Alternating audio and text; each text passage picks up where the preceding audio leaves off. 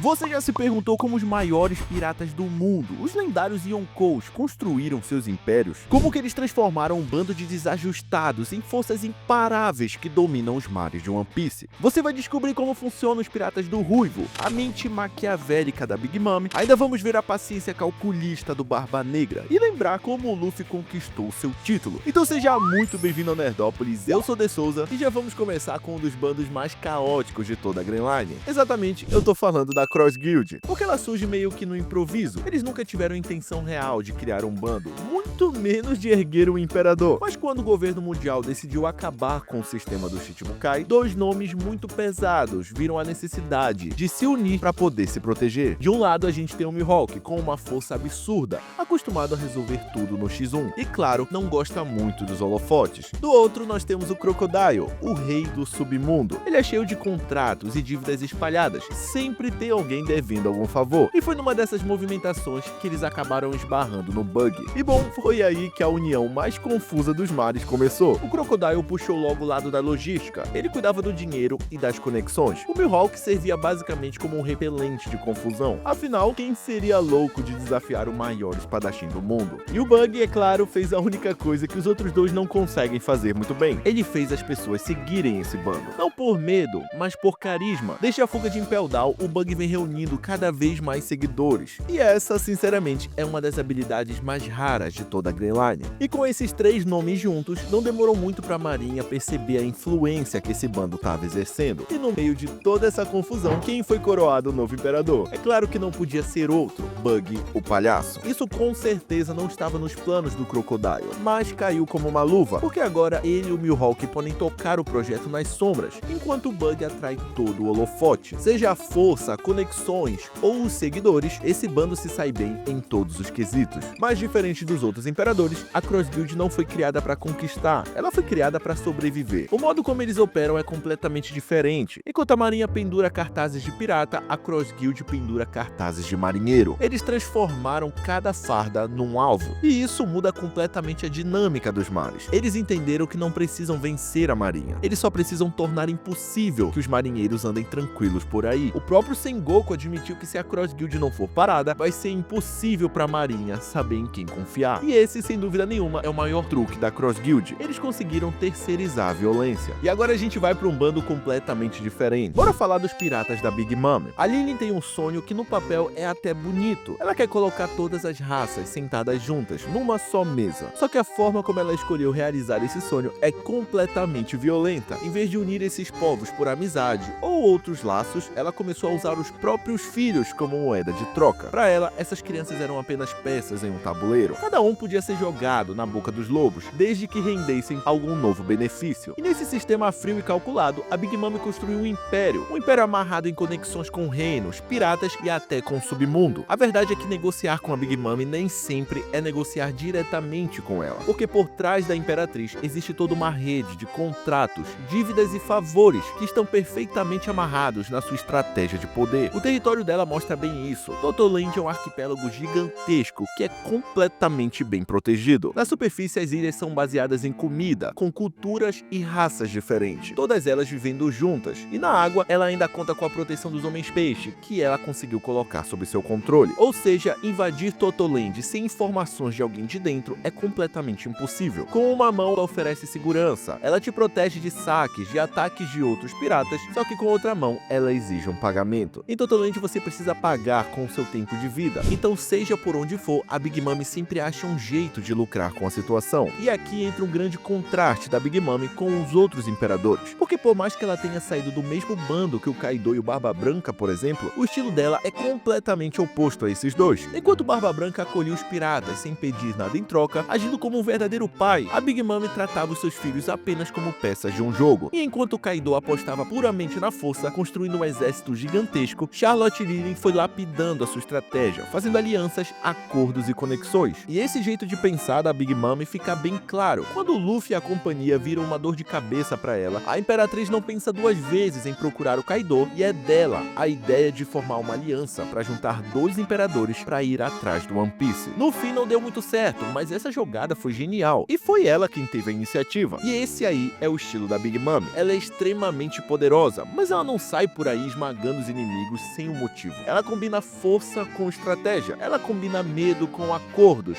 poder bruto com política. E foi assim que ela construiu seu trono no mundo dos piratas, não apenas com a sua força absurda da natureza, mas como uma verdadeira arquiteta no submundo. E chegamos no líder dos piratas fera. A sua ascensão até o posto de imperador não foi marcado por conexões e estratégias como a Big Mom, mas é igualmente impressionante. Então vamos do início. O Kaido nasceu há quase 60 anos lá no Reino Vodka, e ainda criança ele era forçado a servir como soldado. Basicamente o trabalho dele era invadir vilas, saquear cidades e derramar sangue, tudo para que o país conseguisse pagar o tributo celestial e continuar sob a proteção do governo mundial. Só que não demorou muito pro Kaido perceber que esse sistema aí não é muito bom. E como ele era forte demais, antes que ele pudesse se tornar um problema pro reino, o rei decidiu vendê-lo pra marinha. Só que é claro que o Kaido escapou, e de imediato ele passou a ser procurado já com uma recompensa de 70 milhões de berris. E aos seus 15 anos, quando ele estava esmagando alguns figurantes lá na ilha de Hashinosu, ele acabou chamando a atenção do Ed, que convidou ele para se juntar à tripulação dos Rocks. Mas como a gente bem sabe, God Valley chegou, e aquela tripulação lendária que reuniu os maiores monstros dos mares acabou sendo dissolvida. E é aí que de fato começa a jornada do Kaido. Enquanto ele escapava de Punk Hazard, ele cruzou o caminho de um Lunarian. Não demorou muito para ele reconhecer a raridade daquela raça. Ele libertou o homem e o rebatizou como King, transformando ele no seu braço direito. A partir dali, nascia não só uma das duplas mais perigosas dos mares, mas também a filosofia que guiaria todos os piratas fera. Nesse bando, apenas a força importa. Com o King do seu lado, o bando começou a se estruturar, e logo surgiu Queen, um cientista insano e criativo. E se o King representava a força, o Queen trazia a criatividade. Foi então que eles chegaram à conclusão: por que procurar Akuma no Mis se eles podem criá-las? Foi aí que nasceu a ideia das Smiles, terceirizadas pro Doflamingo e pro Caesar, enquanto o Queen desenvolvia armas. Só que para toda essa estrutura funcionar, eles precisavam de um país que suportasse o tamanho de toda essa indústria. E sinceramente, a escolha foi cirúrgica. Wano, o país dos samurais, aço de ponta, forjas ilimitadas e um shogun disposto a vender a sua alma. O Orochi abriu as portas de Onigashima, e o Kaido não pensou duas vezes em transformar aquilo no seu quartel-general. E depois de silenciar o único samurai capaz de se opor a eles, os piratas feras deixaram de ser apenas um bando para se tornar um regime. E agora que eles têm uma base bem sólida, o bando se organizou em torno das estrelas. Mas você lembra bem da regra: aqui quem manda é a força. O que significa que o Kaido não ligava para títulos e hierarquia. Se alguém fosse forte o suficiente para derrubar quem estava no comando, merecia assumir o posto. E dessa forma, com um território extremamente produtivo, uma indústria em massa e o maior exército de usuários de Akuma no Mi da história, o mar não teve escolha, a não ser reconhecer o poder do Kaido. Ele não virou imperador por carisma ou alianças e conexões, ele virou imperador porque de fato conseguiu construir um império capaz de bater de frente com o governo. E olha, assim como os imperadores começaram seus impérios, você também pode começar agora mesmo seu canal no YouTube e finalmente fazer aqueles vídeos marotos. Basta você usar a câmera do seu celular para escanear esse QR Code ou clicar no primeiro link na descrição para você ter acesso ao vídeo do meu parceiro Tio Sam, onde ele mostra como ele conseguiu chegar nos 3 milhões de inscritos e começar a viver de YouTube. Então se você tá afim de tirar o seu canal do papel com uma estratégia simples que funciona, já acessa esse vídeo que eu tenho certeza que vai te ajudar. E agora que o momento jabá já acabou, vamos falar do Barba Branca. Porque desde o início, quando o Ed nasceu, ele já conhecia a dureza que era a vida. Ele veio de uma ilha miserável, passando necessidade desde criança. E ele aprendeu logo cedo que existiam riquezas que não cabem num baú. A real é que comida na mesa, um teto sobre a cabeça e pessoas que realmente gostam de você, isso sim é o verdadeiro tesouro que ele sempre buscou. Ele chegou a fazer parte do bando mais forte da história, mas a real é que aqueles piratas não tinham um laço de verdade. E depois do incidente de God Valley, ele entendeu exatamente o que não queria pro seu futuro. Ele decidiu criar sua própria tripulação, não para recrutar, mas para adotar. Seus piratas não eram soldados, eles eram pessoas quebradas, pessoas que não tinham ninguém e nenhum lugar para chamar de lar. Então o Moby Dick se tornou essa casa. E para que essa família tivesse uma estrutura, o Ed dividiu esses piratas em divisões, cada um com seu comandante. Afinal, uma família precisa de ordem e precisa de companheirismo. E em um dos seus encontros com Roger ficou clara a verdadeira filosofia do Ed. O Roger se ofereceu para contar tudo sobre o One Piece, mas ser o rei dos piratas nunca foi o objetivo do Barba Branca. O legado que ele queria deixar era filhos reunidos, ilhas protegidas e uma família espalhada pelo mundo. Então não demorou muito para que o Bigode Branco virasse um escudo. Na Ilha dos Homens Peixe, por exemplo, a sua bandeira protegia aquele povo de todos os abusos possíveis. Então, com tantos piratas reunidos ao redor do mundo, mundo, territórios entrando sob sua proteção e a fama do homem mais forte do mundo, a coroação meio que veio sozinha. Edward Newgate se tornava um dos imperadores dos mares. E toda essa filosofia pode ser vista de forma muito clara no Ace, um garoto perdido, tentando provar que merecia existir. Ele chegou querendo matar o velho e saiu com um lugar na mesa, como comandante da 2ª Divisão. O Ace é a prova viva de que o Barba Branca recolhia aqueles que o mundo abandonava e ajudava eles a se tornar grandes homens. E quando esse filho foi capturado, o Ed não pensa 2 vezes e larga tudo para ir salvar ele, mesmo sabendo que Marineford é uma armadilha. Mesmo estando doente, ele enfrentou almirantes, praticamente destruiu uma ilha inteira e não hesitou nem por um segundo. Naquele último dia, ele teve que lidar com a traição de um filho, teve que assistir outro morrer e, por fim, ele teve que cair pelas mãos do homem que ele havia acolhido. O Barba Branca fundou uma família e não um bando, porque ele sabia, desde criança, que a maior fraqueza que você pode ter é estar sempre sozinho. O próximo dessa lista é o Barba Negra. E para falar do Teach, a gente tem que fazer isso do jeito que ele realmente é, com paciência, cálculo e um sangue absurdamente frio. O Barba Negra nunca correu atrás dos holofotes. Primeiro ele esperou pela fruta dos seus sonhos. Ainda criança, ele deu um jeito de entrar no bando do Barba Branca. Não por idolatria, apenas por proteção. Afinal, quem não quer estar num navio gigante sobre as asas do homem mais forte do mundo, ser chamado de filho, ter comida, teto e segurança? E enquanto o bando saqueava os mares, o Teach estava caçando a sua fruta. Até que esse grande dia chegou, onde seus irmãos encontram a fruta e, sem pensar 2 vezes, o Teach mata o seu próprio companheiro e rouba o poder que ele sempre quis. Na mesma hora, ele abandona o navio e começa a montar o seu bando. Mas aqui não tem nada de vínculos, família ou companheirismo. O que ele junta são oportunistas, gente fria, calculista, que só pensa em se dar bem. Basicamente, pessoas que combinam com ele. O próximo passo era, claro, virar uma peça oficial no grande jogo da Grey Line. Ele entende que o título de Shichibukai seria o crachá perfeito para abrir as portas certas. E ele consegue esse título do jeito mais cruel possível, entregando seu ex-companheiro, o seu ex-comandante, de bandeja para a marinha. Com o crachá de Shichibukai na mão, ele vai direto para Impel Down. Ele mergulha direto até o nível 6, encontrando os piores dos piores, chamando cada um desses pro seu bando. Mas faltava o ato mais frio de todos. E Marineford ele espera, até que o homem que um dia ele chamou de pai esteja próximo da morte. Depois de enfrentar almirantes e tremer a ilha inteira, aí sim, ele avança sem remorso nenhum. Ele finaliza o seu pai e ainda rouba a sua fruta. Esse aí é o Barba Negra. O homem que passou décadas vivendo nas sombras de alguém mais forte,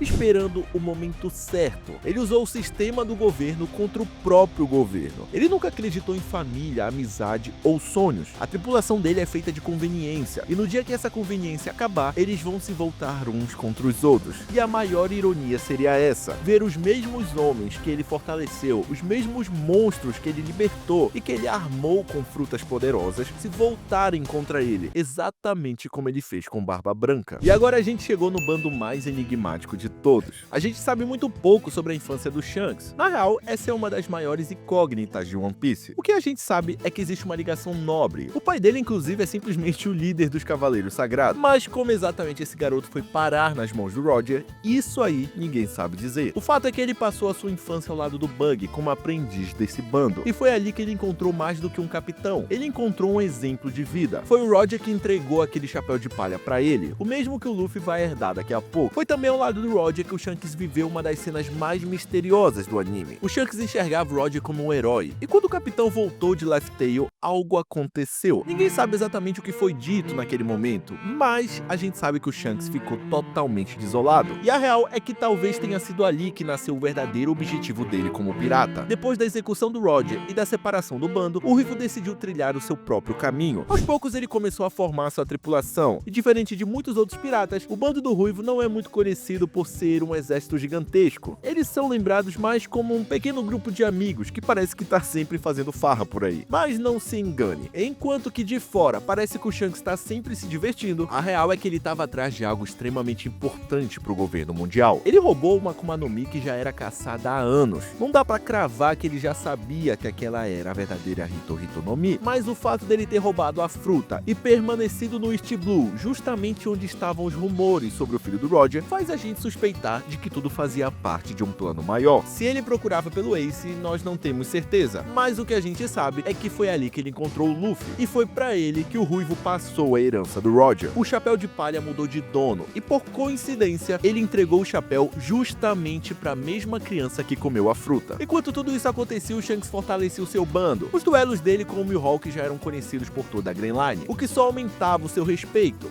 mas o evento que consolidou o Ruivo como um Yonkou aconteceu lá em Elbaf. Naquela época, a Ilha dos Gigantes enfrentava o Príncipe Loki, com uma recompensa absurda de mais de 2 bilhões de berris. Nem mesmo o exército de Elbaf conseguia segurar sozinho esse cara. Só que foi aí que o Shanks entrou em cena. O homem com o haki mais absurdo da era contemporânea aparece para salvar Elbaf. Da mesma forma que o Luffy mais tarde faria em Alabasta contra o Crocodile, em Skypiea contra o Enel ou em Dressrosa contra o Doflamingo, o Shanks fez em Elbaf. O Kaido e a Big Mom conquistaram o título de Imperador pela força e pelo terror, mas o Shanks escolheu um caminho mais difícil. Ele conseguiu se tornar um Yonkou pelo respeito. O garoto que chorou diante das palavras do Roger cresceu para se tornar um dos homens mais influentes do mundo. Sem dúvida nenhuma, um dos imperadores mais fortes de todo o anime. E com certeza, o mais enigmático. E agora a gente chegou nele, o imperador mais inteligente e estrategista de todo o anime. Só que antes da gente falar como que foi o trajeto do Luffy até sentar na cadeira dos imperadores, você precisa deixar o like nesse vídeo, porque é dessa forma que você recompensa todo o trabalho que dá pra fazer ele. Então já dá esse suporte aí pro canal crescer cada vez mais e bora ver como que o Luffy fez pra montar sua tripulação e chegar até aqui. Porque eu acho que virar imperador nunca fez parte dos seus planos, só que pra se tornar rei dos piratas, esse é um degrau obrigatório. E quando ele chega nesse nível, a gente percebe que ele tem uma regra bem simples: ele salva primeiro e convida depois. Foi assim lá no East Blue, quando ele tira o Zoro do porte, quando ele compra a briga da Nami lá na Vila Kokoyashi, quando ele ajuda o Soap a defender a vila contra o Kuro, ou quando ele derruba o Don Krieg lá no Baratie pra salvar o restaurante. Esse aí é o jeito do Luffy. E não para por aí. Ele cria laços com a Vivi e derruba o Crocodile lá em Alabasta. Ele enfrenta o Enel só pra libertar Skypiea. E mais tarde, lá em Enies Lobby, ele queima a bandeira do governo mundial, exigindo que eles devolvam a Robin. E sinceramente, essa sequência inteira deixa claro uma coisa: quando os amigos do Luffy estão em perigo, ele é capaz de qualquer coisa. E foi nesse momento que o Oda decidiu que ia mudar as regras. Em Sabaody, o Kuma estala os dedos e o bando inteiro some. Lá em Impel Down, ele corre contra o tempo para alcançar o Ace, só que mais uma vez ele falha. E como consequência, um dos seus melhores amigos precisa ficar e se sacrificar para que ele consiga ter a chance de salvar o seu irmão. E aí Marineford, que tanto o Luffy quanto a gente tem um bom choque de realidade. A gente percebe que o Luffy nem sempre vai conseguir salvar todo mundo. Ele ainda precisa de tempo para crescer, e é por isso que ele tomou uma das decisões mais difíceis. Ele permanece distante da sua família por 2 anos. Ele faz uma pausa no seu próprio sonho, porque ele entende que ele precisa ficar mais forte. Ele entende que não pode mais perder ninguém. Mas tem um ponto muito importante sobre o Luffy. Assim como os outros imperadores, ele também vai conquistando ilhas e territórios, só que não da forma que a gente imagina. Enquanto o Kaido domina pela opressão e a Big Mom pelos acordos do mal, ele primeiro salva para depois conquistar. Ele não impõe nada. Primeiro ele conquista o respeito, a admiração e, acima de tudo, o coração dessas pessoas. E olha, esse aqui é um laço mais forte do que qualquer acordo ou ameaça. Ele é quase impossível de se quebrar. Se a gente fosse mapear todas as ilhas e povos que o Luffy já ajudou, isso já seria um território digno de um imperador. A Big Mom tinha Totoland, o Kaido controlava o Ano, mas o Luffy, ele espalhou seus laços por